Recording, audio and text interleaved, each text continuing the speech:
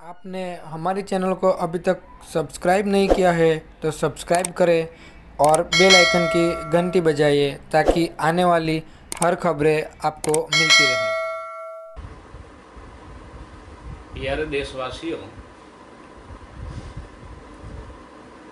मैं आर पटेल आज corona virus जैसी भयंकर और विकट परिस्थिति में भी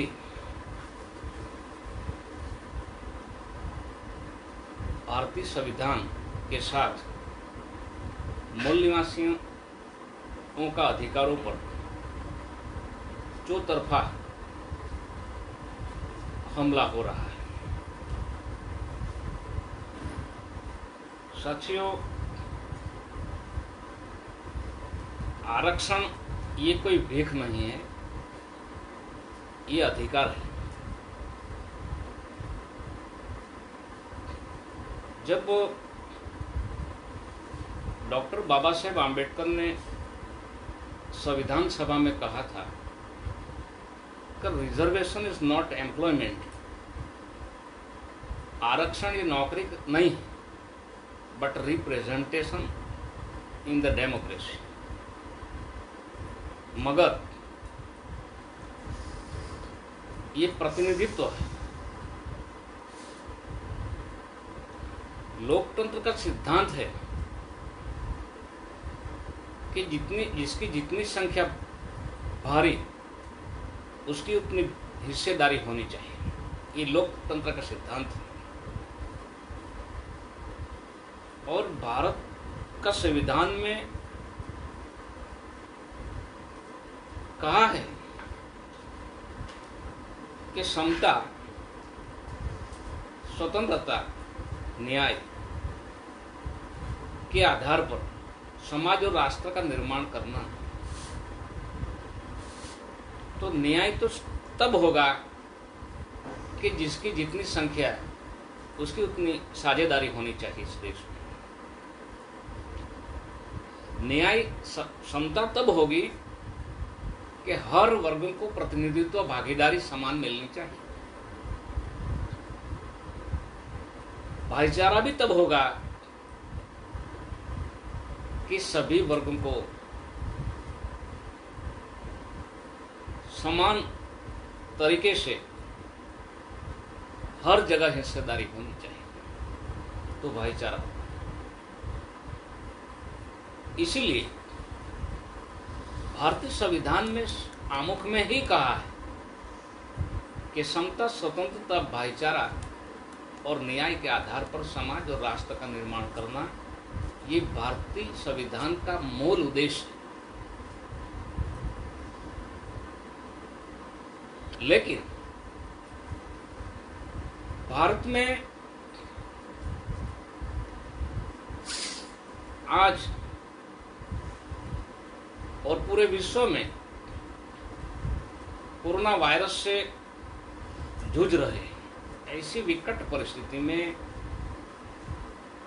जो जाति व्यवस्था से ग्रसित लोग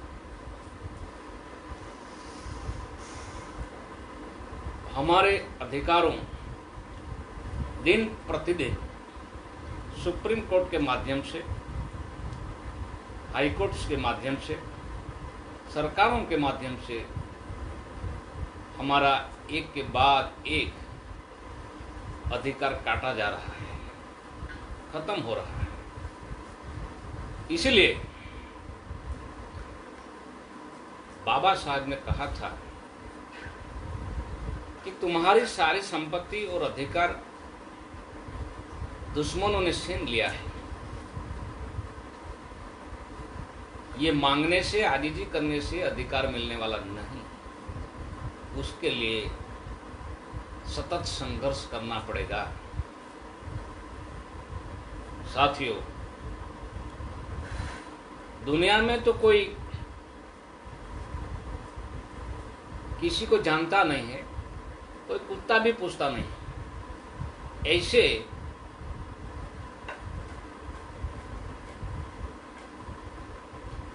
जातिवादी सम्यक विचारों के विरोध शंकराचार्य लोग भी बार बार आरक्षण के विरुद्ध में उगलता जहर फैला रहा है। उदाहरण के लिए मैंने सोशल मीडिया पर दिया है, आप बता रहा हूं कि 26/11/2015 भारतीय संविधान दिन था। 26/11/2015 में गुजरात स्टेट राजकोट जिले में जो दयानंद सरस्वती का गांव था, टंकारा जिला में स्वामी स्वरूपानंद शंकराचार्य आया था और जाहिर सभा में कहा था कि आरक्षण देश और समाज को कमजोर करता है। तो मेरा एक सवाल है शंकराचार्य को, जब सम्राट अशोक का शासन अखंड भारत में था, उसी समय दुनिया के दूसरे लोग भारत की तरफ आंख दिखाने की भी हिम्मत नहीं करते थे। क्यों? क्योंकि मूल निवासियों का शासन था और मूल निवासियों की संस्कृति प्राकृतिक है, उसमें कोई भेदभाव नहीं होता है। देश और समाज कमजोर इसलिए हुआ था कि बृहदत्त मौर्य सम्राट का अंतिम राजा बृहदत्त की हत्या पुष्यमित्र शुंग ने की थी। बाद में इस देश में जाति व्यवस्था का निर्माण किया था और जाति व्यवस्था में भी क्रमिक असमानता, एक से एक बढ़कर ऊंचा, एक से एक बढ़कर नीचा, ऐसी क्रमिक असमानतावादी जाति व्यवस्था का निर्माण करने की वजह से भारत कमजोर हो गया था और विदेशियों का हमला शुरू हो गया था। तो जाति व्यवस्था का जो निर्माण करने वाले लोग आज धर्म की आड़ में शंकराचार्य जैसे लोग मजलूमों का, मूल निवासियों का विरोध कर रहा है, क्योंकि ये लोग लोकतंत्र को मानते ही नहीं, ये लोग मानवता को मानते ही नहीं। इतिहास भरा पड़ा है। शंकराचार्य एक विरोध करता है, दूसरी साल दूसरा शंकराचार्य विरोध करता है। 2016 में सरस्वती विद्यानंद शंकराचार्य ने विरोध किया था साथ। 2015 में गुजरात के हाईकोर्ट का जस्टिस पार्डीवाला ने विरोध किया था। पार्डीवाला ने कहा था कि आरक्षण ने देश को बर्बाद कर दिया है। ये लोग ये नहीं कहता है कि जातिवाद ने देश को बर्बाद और तबाह कर दिया है। और जातिवाद का जो निर्माता है, ये लोग आज शासक वर्ग है, पहले भी था आज भी है। ये हर दिन प्रतिदिन जातिवाद को बढ़ावा दे रहा है। पार्टी वाले को मेरे को सवाल है। जस्टिस पार्डीवाला गुजरात हाईकोर्ट में है। पूरे भारत में हाईकोर्ट में कुल मिलाकर 1195 जज है। उसमें हाईकोर्ट में कितने एसटी, एससी, ओबीसी और माइनॉरिटी का जज है? पूछ लो कितने लोग, और ब्राह्मण कितने लोग हैं? बाकी की बात छोड़ो, जिसकी संख्या भारत में 3% है, कितने लोग हैं? सुप्रीम कोर्ट में अभी अभी 35 जज हैं। 35 जज में कितने आदिवासी हैं? आजादी के 70 साल में एक भी जज आदिवासी का बना है? अगर शेड्यूल कास्ट का मिला जुला 2-3 बना होगा। ओबीसी का कितना बड़ा बना है? अभी भी पूरे ब्राह्मण लोग ही सुप्रीम कोर्ट में भरे पड़े और पूर्वग्रहों से ग्रसित है। ऐसे जज लोग हैं। आज पूरा देश कोरोना वायरस जैसी संक्रमण परिस्थिति में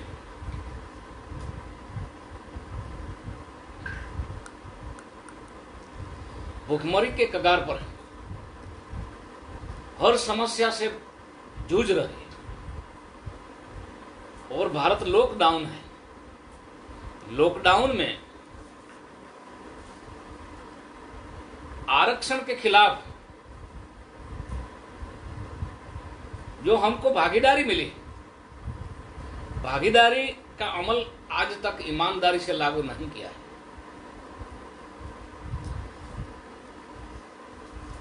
फिर भी संविधान के साथ, संविधान का जो बेसिक स्ट्रक्चर है उसके साथ छेड़छाड़ कर रहा है। न्यायपालिका के जो जज हैं ये पूर्वग्रहों से ग्रसित है और बेलगाम हो गए। उस पर लगाम लगाने के लिए, महाअभियोग चलाने के लिए भी व्यवस्था भारतीय संविधान में की है। लेकिन शासन प्रशासन, मीडिया और न्यायपालिका पर भी आज ब्राह्मणों का कब्जा है। इसीलिए जो सभी को मानवतापूर्वक, समानतापूर्वक न्याय मिलना चाहिए, संविधान में दिए गए अधिकार मिलना चाहिए और उसके लिए न्याय देना चाहिए। ये न्याय देने की बात तो बहुत दूर रही, लेकिन उसके खिलाफ एक के बाद एक, चाहे मौलिक अधिकार का हनन हो, चाहे आरक्षण का अधिकार का हनन हो, ये देख दे सुप्रीम कोर्ट के जज प्रतिनिधित्व के खिलाफ न्याय की जगह निर्णय दे रहे हैं। साथियों, महामानव बुद्ध ने कहा है, मानव संसार में दुख है। मानव संसार में अगर किसी ने दुखों का निर्माण किया है तो दुख का कारण भी है।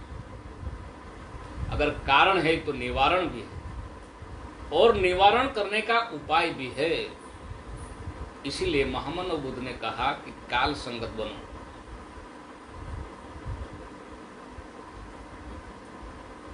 प्रासंगिक बनो, सुसंगत बनो। और उपाय किया है, ये हमारा सिक्रेसी का मामला है। इसलिए देश में जो हमारे जो कार्यकर्ता लोग हैं उसको समझना चाहिए, हमारे भविष्य के लिए सोचना चाहिए। बाबा साहब ने कहा था कि मैं अपने समाज के बुद्धिजीवियों से, मैं अपने समाज के बुद्धिजीवियों से खुश नहीं हूं, क्योंकि मैंने गरीबी तो बहुत सहन की है, लेकिन मेरा स्वाभिमान कभी नहीं बिकने दिया है। मेरा स्वाभिमान कभी बिकने नहीं दिया है। अगर बाबा साहब को मानते अगर राष्ट्रपिता फूले को मानते तो ये बात बाबा की मानने पड़ी, और ये मानकर अभी समय आ गया है, ये उपाय किया है। जो अगर मुट्ठी भर लोग कॉलेजियन सिस्टम की वजह से बिना परीक्षा देकर एक ही शासक वर्ग के लोग सुप्रीम कोर्ट, हाई कोर्ट में भरे पड़े, और अगर शासन संविधान के खिलाफ है तो प्रशासन, न्यायपालिका और मीडिया सामने आना चाहिए। लेकिन ये लोग एक होकर हमारा संपूर्ण अधिकार एक के बाद एक खत्म कर रहे हैं। साथियों, शंकराचार्यों को पूछो कि गुफा में बैठकर तनो और मनो पर चर्बी बढ़ा रहा है, लेकिन आरएसएस ने आदेश दिया है कि अभी बाहर निकलो और लोगों को समझाइए, और आपका जो प्रभाव है, धर्म के आड़ में जो प्रभाव बनाया है, ये आरक्षण के खिलाफ जहर उगलो और उगल रहा है। साथियों, गुजरात हाईकोर्ट के जज दिसंबर 2015 में कहा कि आरक्षण ने देश को बर्बाद कर दिया। तो ये पारसी भाइयों को मेरी निवेदन है, मेरा नम्र निवेदन है, ईरान से आपको भगाया गया, ईरान से आप जो भगाया गया, तो उसका मतलब आप कैपेबल नहीं था। हमारे जो भील आदिवासी झामोरिन राणा, क्योंकि हमारे आदिवासी लोगों का भी ब्राह्मणीकरण हो गया था, वो ब्राह्मणों के अधीन हो गए थे, ब्राह्मणों के नियंत्रण में हो गए थे। इतिहास गवाह, चाहे पूजा राणा भील हो, राणा प्रताप या झामोरिन राणा,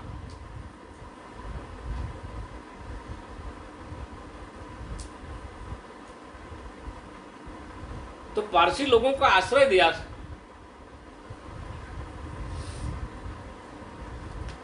आश्रय देने के बाद हमारे जो गुजरात में, खास करके महाराष्ट्र एक ही था उसी समय, ट्राइबल एरिया में, आदिवासी एरिया में दारुओं को पीठा, दारू पिलाने का काम किया था, और जमीन जायदाद ब्राह्मणों को कहने पर हड़प करने का काम किया था। और गुजरात हाई कोर्ट में बैठकर जातिवाद को बढ़ावा देकर भारत के लोकतंत्र में, लोकतंत्र का पालन करना चाहिए, संविधान का रक्षण करना चाहिए, संविधान में जो दिया गया अधिकार के प्रोटेक्शन में आना चाहिए, उसकी बजाय जातिवाद ने देश को कमजोर कर दिया है। ये संविधान कहता है, इसलिए संविधान में अनुच्छेद 38 में लिखा है कि नई सामाजिक व्यवस्था का निर्माण कर, मतलब कि जो पुरानी जाति व्यवस्था वाला जो समाज है, देश को बर्बाद और तबाह कर दिया है, दोबारा पुनरावर्तन नहीं होना चाहिए। इसलिए अनुच्छेद 38 में कहा गया है कि नई सामाजिक व्यवस्था का निर्माण करना चाहिए। मैं पार्टी वाला पारसी जज को पूछना चाहता हूं कि आप बुद्धिजीवी हैं, आप ईरान से आए हैं, हमारे आदिवासी मूल निवासी राजाओं ने आश्रय दिया था, भारतीय संविधान का पालन किया है, आपने प्रोटेक्शन किया, उल्टा संविधान के खिलाफ, मजलूमों के खिलाफ, मूल निवासियों के अधिकारों के खिलाफ एयर कंडीशन में बैठकर जहर उगलता रहता है। जो ब्राह्मणों का जो संगठन है सबसे बड़ा देश में, जो हिंदू के नाम पर चला रहे हैं, आरएसएस, हर साल आरक्षण के विरोध, मोहन भागवत हो, सुदर्शन हो या गोलवलकर हो, हर साल अभी मोहन भागवत आरक्षण के विरुद्ध में जहर उगलता रहता है कि आरक्षण की समीक्षा होनी चाहिए। ये पार्टी वाला पारसी जज विदेश से आया है भारत में, इस संविधान के खिलाफ, मूल निवासियों के अधिकारों के खिलाफ कह रहे हैं कि आरक्षण ने देश को कमजोर किया है। तो मैं पार्टी वाला जज को पूछता हूं कि गुरुदत्त की हत्या के बाद देश को किसने कमजोर किया है? शंकराचार्य खास ब्राह्मण ही क्यों बनते हैं? ये तुम अनामत आरक्षण लेकर बैठे हैं वर्षों से और आरक्षण के खिलाफ बात करते हैं। ऐसे लोगों पर महाभियोग चलना चाहिए, महाभियोग होना चाहिए 124बी सेक्शन के बीच मुजब, लेकिन नहीं हो रहा है। मोहन भागवत को मेरा सवाल है कि आप पूना का पेशवाई ब्राह्मण, इतिहास गवाह कि पेशवाई ब्राह्मणों ने किसकी हत्या की, चाहे शिवाजी महाराज हो, चाहे संभाजी हो, चाहे छत्रपति शाहू राजा को मरवाने का षड्यंत्र की साजिश हो। शिवाजी का बहुत कठिन संघर्ष करके राज उसने लिया था, लोग सुखी और समृद्ध थे, उसका राज भी हड़प कर लिया था। ये मुट्ठी भर आधे % लोग हर साल पत्रकारों के सामने, जाहिर सभाओं के सामने आरक्षण की समीक्षा होनी चाहिए। 70 साल में जो हमने लोकतंत्र में बहुत मुश्किल से प्रतिनिधित्व दिया, भागीदारी दी, ये कितना अमल किया? अगर कितना अमल किया है या नहीं किया है, ईमानदारी से समीक्षा होनी चाहिए, उसकी समीक्षा होनी चाहिए। भारतीय संविधान के साथ, मूलभूत अधिकारों के साथ, बेसिक स्ट्रक्चर के साथ किसने छेड़छाड़ किया है और क्यों किया है, और किया है या नहीं किया है, उसकी भी समीक्षा होनी चाहिए। और अगर आप इतने कैपेबल हो, आप इतने योग्य हो, तो देश गुलाम क्यों बना? देश क्यों गुलाम बना? आप ही थे कैपेबल लोग। हमारा तो शिक्षा, अधिकार, सब कुछ अधिकार छीन लिया था। जानवर से भी बढ़तर हालत में हमको छोड़ दिया था, मूल निवासियों को। और अभी देश में दुश्मनों का सिद्धांत है, आरएसएस का सिद्धांत है कि अगर सबसे बड़ी समस्या खड़ी की है तो ये समस्या को डाइवर्ट करने के लिए, ये जो सबसे बड़ी मूल समस्या से भटकाने के लिए दूसरी समस्याओं पैदा किया जाए, ये उसका सिद्धांत है। साथियों, आपको मालूम होना चाहिए 5 अगस्त 2019 में 370 अनुच्छेद 370 जो कश्मीर का मामला है, उसके साथ छेड़छाड़ किया। देश में विरोध बढ़ रहा था, डाइवर्ट करने के लिए सुप्रीम कोर्ट के माध्यम से 9 अगस्त 2019 में रविदास का मंदिर गिराने का निर्णय कर दिया था और 10वीं अगस्त 2019 में मंदिर गिरा दिया। डाइवर्ट करने के लिए। साथियों, आपको मालूम होना चाहिए, सिटीजन अमेंडमेंट एक्ट, नागरिक सुधारा कानून ऑलरेडी पहले से ही संविधान में दिया है किसको नागरिकता का अधिकार दिया जाए, कौन भारत के नागरिक है, सब कुछ दिया है। ये सीए का कानून के खिलाफ पूरे देश में एसटी, एससी, ओबीसी और माइनॉरिटी, मुसलमान, सिख, ईसाई, लिंगायत, सब लोग एक होकर पूरे भारत में कानून के खिलाफ धरना प्रदर्शन कर रहे थे।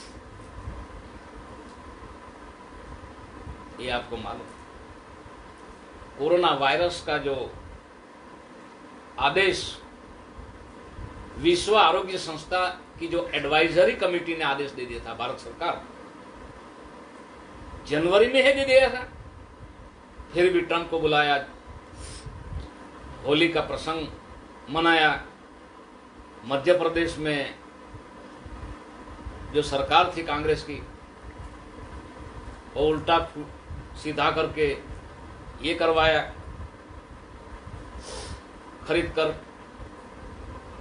ऐसी स्थिति में हमारे लोगों को डाइवर्ट करने के लिए, जैसा ऑस्ट्रेलिया जंगल में आग लगी थी 1 महीने के पहले, और आप सभी को मालूम है कि जंगल के जानवर तो बहुत चबराक और चालाक होते हैं, फिर भी जंगल में जो भयानक चारे तरफ आग लगी थी और 50 करोड़ के ऊपर जानवर मर गए थे,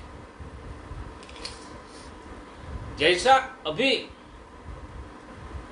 करीबन देश में 70-80 करोड़ मजलूम और मध्यम लोग हर तरफ से चारे तरफा हैरान और परेशान हो रहे। कोरोना वायरस की वजह से, भारत लॉकडाउन की वजह से, ऐसी परिस्थिति में सुप्रीम कोर्ट आज मूल निवासियों का जो आरक्षण दिया, वास्तव में ये प्रतिनिधित्व है, भागीदारी, ये फंडामेंटल राइट, उसके खिलाफ न्याय देने की वजह से निर्णय दे रहा है और हमारे लोगों में बीच में एक दूसरे को संघर्ष करवाने का काम कर रहे हैं। इसीलिए ये जो समग्र समस्या का निर्माण किया है, हमारे सामने दुख और तकलीफ पैदा की है। जब लॉकडाउन खत्म हो जाएगा तो हमारे लोग विघटित हो जाएंगे, ये दुश्मनों को मालूम। एसटी, एससी, ओबीसी उधर आरक्षण का जजमेंट के खिलाफ लड़ेंगे, दूसरे लोग जो सीए का कानून बनाए उधर हो जाएगा।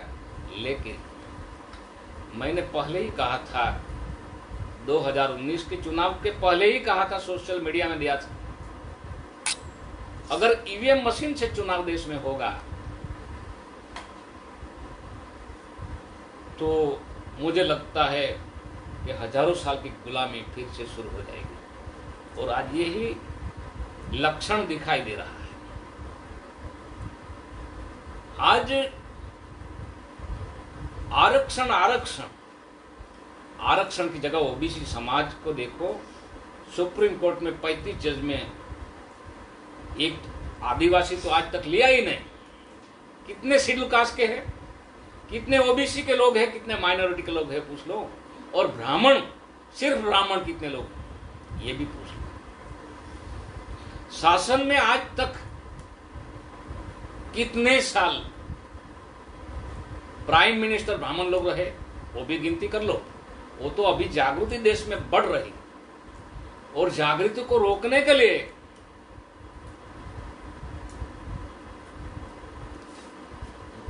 माननीय मोदी साहिब को नॉमिनेट किया है। माननीय प्रधानमंत्री मोदी साहब को रखा है। और पर्दे के पीछे डायरेक्टर की भूमिका कौन कर रहा है? शासक वर्ग। ये लगातार भारतीय संविधान को विरोध तो करते रहे, इतना ही नहीं, भारतीय संविधान को खुलेआम दिल्ली में ही जलाया गया। इसीलिए महामानव बुद्ध ने कहा है कि ये जो दुख और तकलीफ का जो निर्माण किया है मानव संसार में, इसलिए काल संगत बनो, समय के अनुसार सुसंगत बनो, प्रासंगिक बनो और इस समस्या का समाधान के लिए कारण क्या है ढूंढो।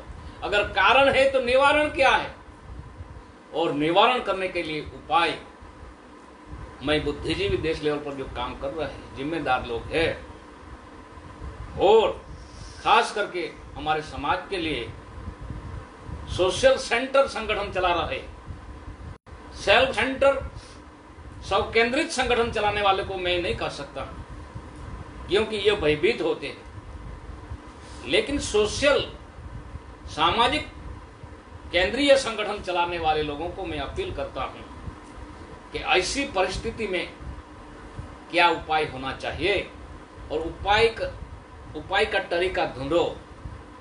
और मैं मानता हूं कि ये मानव संसार में दुख की समस्या पैदा की है दुश्मन,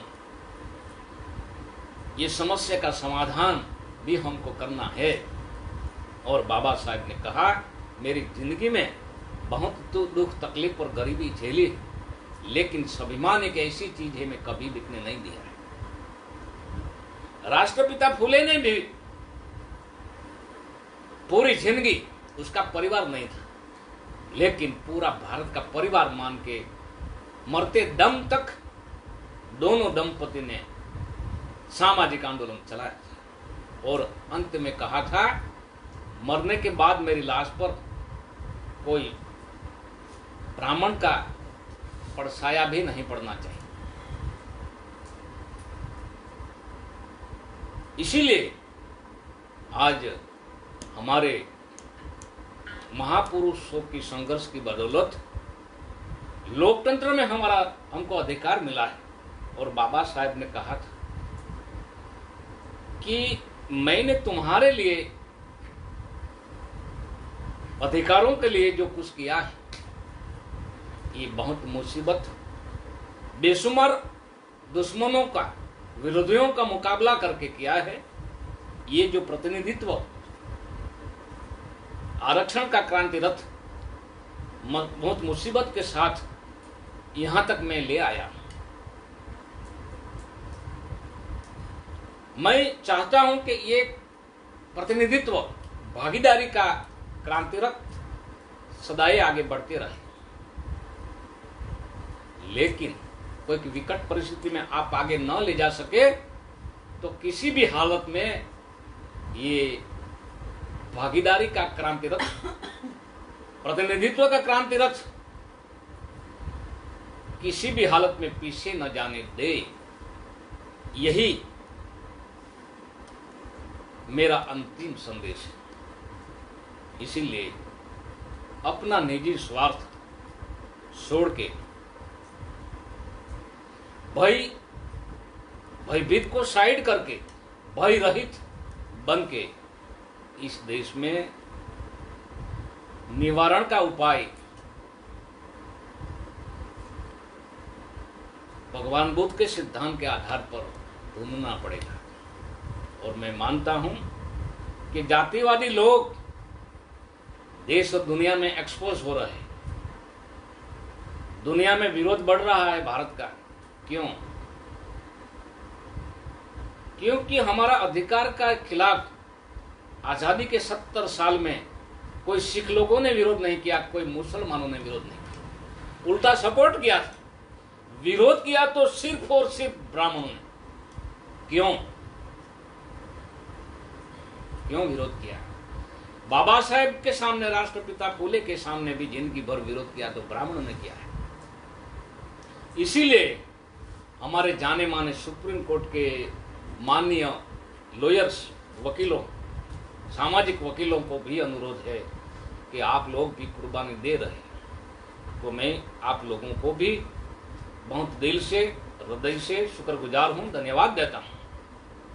हमारे सारे लोग देश में अलग अलग जगह पर बहुत स्वाभिमान पूर्वक समाज के लिए संगठन चला रहे हैं, नेतृत्व कर रहे हैं, उसको भी मैं सम्मान करता हूं, अभिवादन करता हूं। साथियों, हमारे समाज में जो समाज के लिए, समाज के उत्थान के लिए, समाज की मूलभूत आजादी के लिए देश में जो नेतृत्व कर रहे हैं, ये नेतृत्व करने वाले लोगों को ये दुश्मन लोग अलग करना चाहते हैं सुप्रीम कोर्ट के माध्यम से।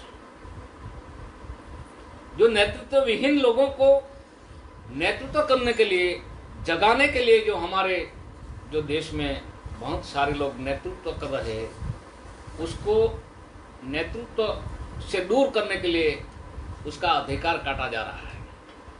इसीलिए साथियों, बाबा साहब ने संविधान सुपुर्द करते समय कहा कि मैं one value one vote, one man और वन वोट, चाहे गरीब हो, चाहे तवंगर हो, चाहे ब्राह्मण हो, चाहे प्राइम मिनिस्टर हो, एक व्यक्ति को एक वोट का अधिकार दिया है। ये समान वोटिंग करने का अधिकार दिया है, मताधिकार दिया है। लेकिन समाज में सामाजिक असमानता है, सामाजिक विषमता है। ये जो सामाजिक विषमता है, ये धीरे धीरे समानता की तरफ लाने का प्रयास करेंगे। अगर नहीं करेंगे तो लोकतंत्र में तानाशाही आत्मा खड़े हो जाएगी। अगर विषमता अगर नहीं खत्म करेंगे आप लोग, तो एक दिन ऐसा आएगा कि लोकतंत्र में अपने अपने लेवल पर तानाशाह खड़े हो जाएंगे। और आज दिखाई दे रहा है, आज हर दिन खुलेआम संविधान के खिलाफ, चाहे सांसद हो चाहे मिनिस्टर हो, संविधान के खिलाफ बोल रहे हैं। सुप्रीम कोर्ट के जज, हाई कोर्ट के जज के खिलाफ बोल रहे हैं। और वर्ण व्यवस्थावादी ब्राह्मण धर्म के लोग, शंकराचार्य आचार्य लोग भागीदारी के खिलाफ, अधिकारों के खिलाफ बोल रहे हैं। आज देश में 52% हमारी जनसंख्या है मूल निवासी ओबीसी के लिए। उसका 90 के बाद, 1990 के बाद जो 27% तथाकथित आरक्षण मिला, वो देने की बात तो दूर रही। सबसे बड़ा सत्यानाश, भागीदारी का जो सत्यानाश ओबीसी का किया दुश्मनों ने, और आदिवासियों को खत्म करने के लिए कहीं मिलिट्री भेजी जाती है, कभी कोबरा ऑपरेशन होता है, कभी नाग ऑपरेशन होता है, और नक्सलवादी नाम देकर, नक्सलवादी का करार देकर हमारे नौजवान लड़कियों को मार दिया गया है। और जंगलों से भगाने के लिए भी सुप्रीम कोर्ट बार बार जजमेंट दे रही है। कभी कभी आंध्र प्रदेश का जजमेंट को भी प्रभावित करके आदिवासी एरिया में जो शिक्षकों के लिए 100% आरक्षण है, वो खत्म कर दिया है सुप्रीम कोर्ट ने अभी। ऐसी बहुत परिस्थिति में लॉकडाउन खुलने के बाद एक साथ मिलकर संविधान के प्रोटेक्शन में, लोकतंत्र के प्रोटेक्शन में, और हमारे विरुद्ध जो कानून बना उसके खिलाफ एक बंद अहिंसक पूरे देश में और दुनिया में हम सपोर्ट लेंगे। ये काम करने के लिए अगर बाबा साहब को मानते हैं तो बाबा साहब की भी माननी पड़ेगी। राष्ट्रपिता फूले को मानते हैं, राष्ट्रपिता फूले की बात को भी मानना पड़ेगा। और हमारे बिहार में, उत्तर प्रदेश में बहुत महान पुरुष हुए, उसकी भी हत्या की गई है, फिर भी उसका अनुयायी आज अविरत चालू है। उसकी बात भी माननी पड़ेगी और एक होकर ये काम करेंगे। इसी आशा और विश्वास के साथ मेरी बात समाप्त करता हूँ। जय मूल निवासी, जय भारत।